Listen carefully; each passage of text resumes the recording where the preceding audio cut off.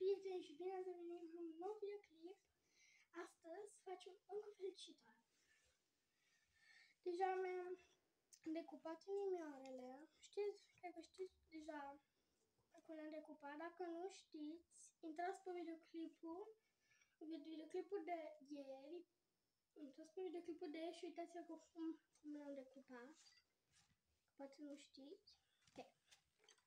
Ok, aș vrea să vă trebuiască ce culori vreți, pentru că o să facem un cornet de pisică și un cornet cu un cățel în el. Ok, prima dată punem un liniar. Facem o linie. Întotdeauna o să vă iese liniara în același. Așa.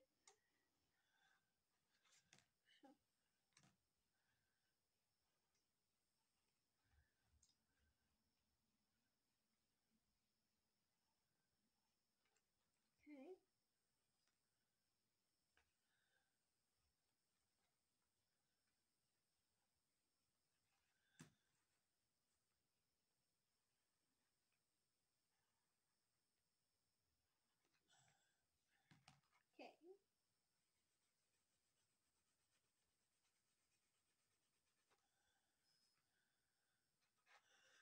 Merge? Ok. Și o să colorat un pic. Cam așa. Apoi să desenați cățelușul.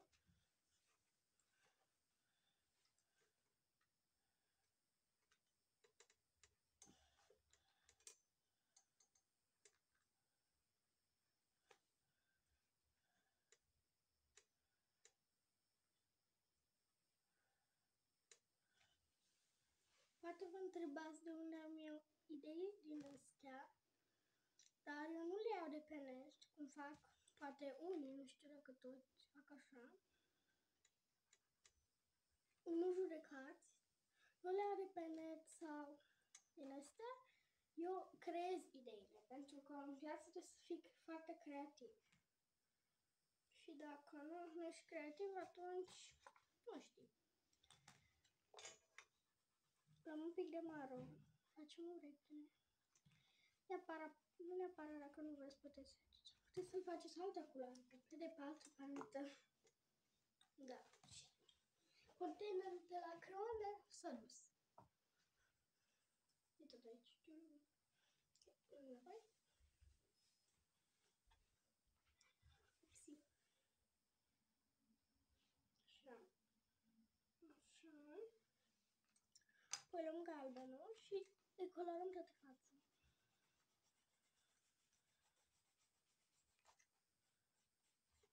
Acest cățel e făcut din ciocolată și din ciocolată și din vanilie. Și cu multă iubire.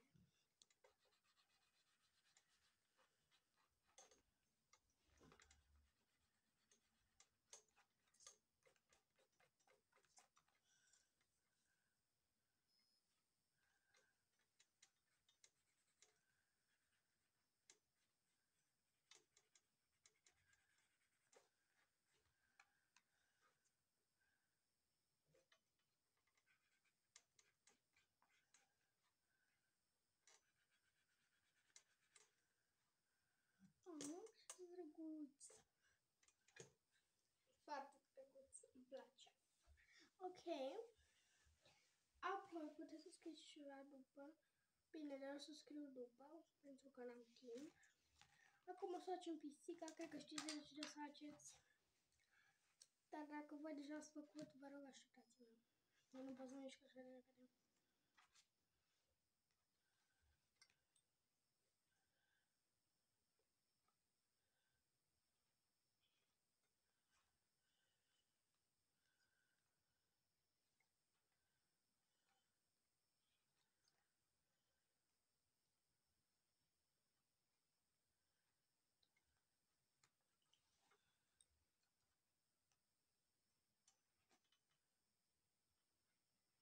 Și dacă nu mai știți la ce să vă mai uitați și o plictisiți de toate, de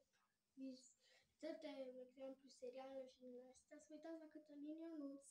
Eu mă rog de fiecare dată de așa de amuzant. Dar din păcate s-a lăsat de YouTube, dar tot mai are canalul. Cheamă Cătălin Ionuț. Dar pe videoclipurile lui, el face 12, adică 15 personaje, numai el. Și din păcate, pentru că a fost prea greu pentru el, de făcut toate astea, s-a lăsat. Dar încă poți să găsești toate episoadele cu el acolo. Numai, când s-a meditat cu Alexandra, din păcate șters episodul ăla. Ok, acum trecem înapoi la făcutul acesta.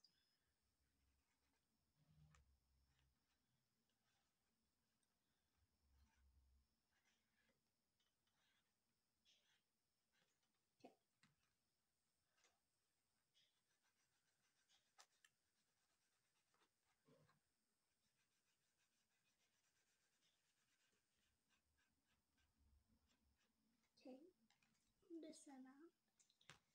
Apoi să-ți vedem pisica. Pisica o să fie cu urechile în sus. Culoarea asta e negră.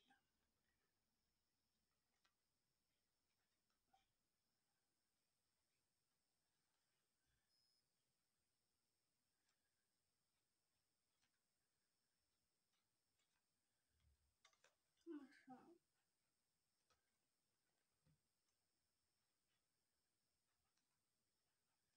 Ok. Pisica o să o facem albastră. N-am mai văzut pisici albastre, dar de ce nu? Sau nu, să facem verde. Pentru că și verde îmi place. O culoare foarte liniștită și frumoasă. Dar roz e pe primul loc, pentru mine și albastru și mor.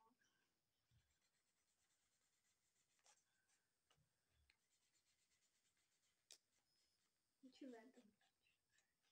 Foarte drăguț.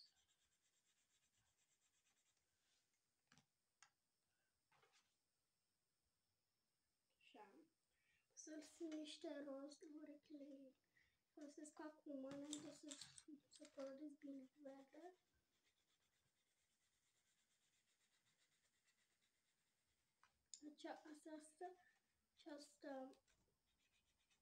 Această pisicuță e făcută din matcha. Dacă nu știți ce înseamnă matcha, e un ceai verde care poate să poate să se facă din el și înghețată și orice. Și creme de corp se face din el. Și ceai sau băuturi. Îmi place așa de mult pisicuța asta, să-i fac și niște pete. Să fac niște pete frumoase, cam așa.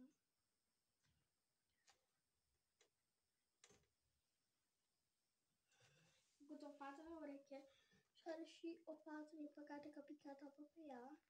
S-a uscat deja și rămâne și o pată. Fața ei.